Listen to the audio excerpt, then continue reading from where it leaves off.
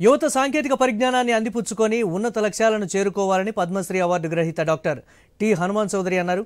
చదువుతో తమను తాము తీర్చిదిద్దుకొని కుటుంబాన్ని సమాజాన్ని ముందుకు తీసుకెళ్లాలని ఉద్బోధించారు.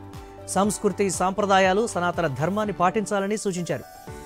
బాగ్లింగంపల్లిలోని సుందరయ్య విజ్ఞాన కేంద్రంలో అవంతి విద్యా సంస్థల ఆధ్వర్యంలో జరిగిన కార్యక్రమానికి హనుమాన్ చౌదరి ముఖ్య అతిథిగా హాజరయ్యారు.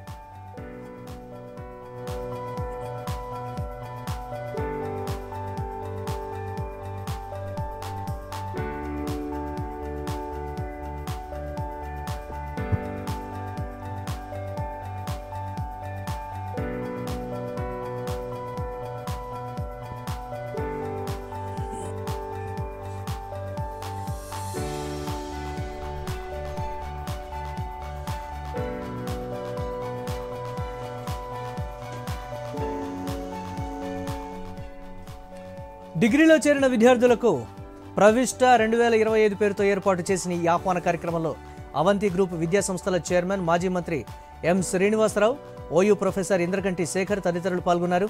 ఉద్యోగాలు రాలేదని విద్యార్థులు నిరాశ నిస్పృహలకు గురికాకుండా నైపుణ్యాలను పెంచుకోవాలని శ్రీనివాసరావు సూచించారు. కష్టపడిన ప్రతి విద్యార్థికి భవిష్యత్తులో ఫలితం ఉంటుందని పేర్కొన్నారు.